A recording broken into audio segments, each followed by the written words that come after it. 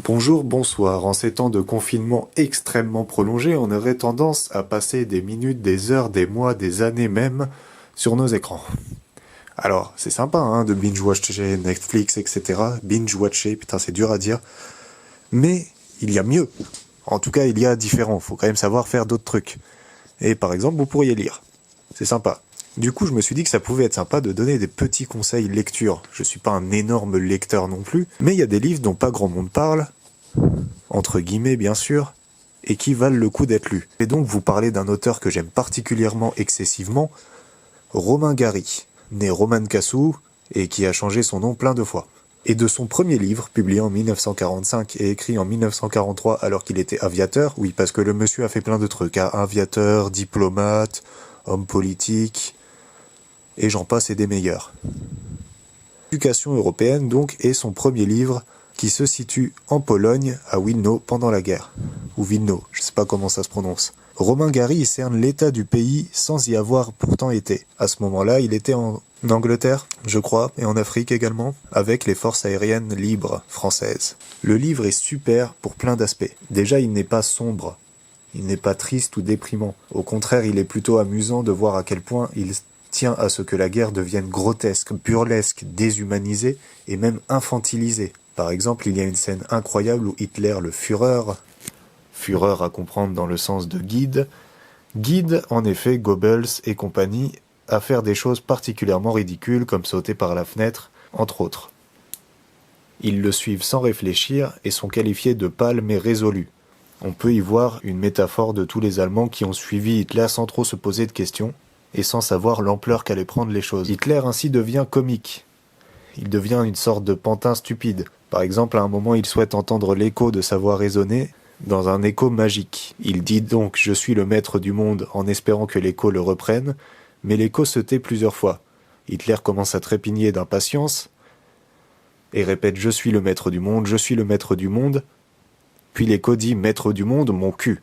Romain Gary 1, Adolf Hitler 0. Il y a de jolies mises en abîme.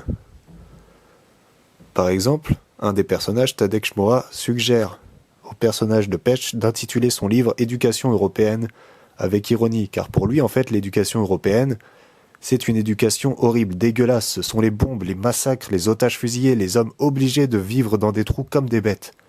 C'est un message pessimiste sur la guerre. Mais néanmoins, dans la seconde édition de ce livre, paru en 1960, Romain Gary a ajouté beaucoup de notes d'optimiste, des touches d'espoir. Le personnage de Tesch croit davantage en la liberté. Comment le peuple allemand peut-il accepter cela ?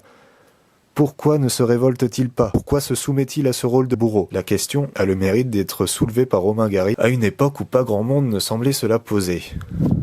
Autre aspect positif, le roman est extrêmement documenté. Romain Gary est quelqu'un d'extrêmement intelligent et il tient à remettre en contexte la mentalité de l'époque, avec le vocabulaire allemand ou polonais adapté comme Ehrenvolk, Ehrenhass, qui qualifie la race supérieure ou la race des seigneurs dans la terminologie nazie. On peut également trouver des répliques très enlevées et extrêmement belles, ou plutôt fortes, comme le patriotisme, c'est l'amour des siens, le nationalisme, c'est la haine des autres. Il y a une grande fraternité qui se prépare dans le monde. Les Allemands nous auront valu au moins ça. L'humanité est également qualifiée à la fin du roman de masse informe de patates aveugles et rêveuses. Romain Gary se permet de grands moments de légèreté et c'est ce que j'admire dans son écriture. Elle n'est pas lourde et pesante et au contraire parfois décomplexée, ce qui surprend le lecteur mais s'avère extrêmement original et donne à Gary quelque chose d'extrêmement personnel. Le grand sujet de ce livre serait donc à qui profite la guerre ? Quel était l'intérêt de tout cela ? Il met en avant également la force de l'imagination de tous ces jeunes soldats que sont les personnages principaux. Ils inventent par exemple le partisan Naneja, un chef immortel et invisible pour se donner de la force et désorienter leurs ennemis. Ce personnage de Naneja, le chef immortel, servira au personnage principal, Janek, à la guerre comme dans sa vie privée pour se soutenir tout seul et se motiver, que ce soit sur le terrain ou avec sa petite copine Zosia. Pareil, histoire d'amour extrêmement originale, extrêmement belle. On a déjà tous les éléments qui feront le talent de Romain Gary. Les personnages sont extrêmement développés et l'intrigue est sublime et originale, à lire à tout prix.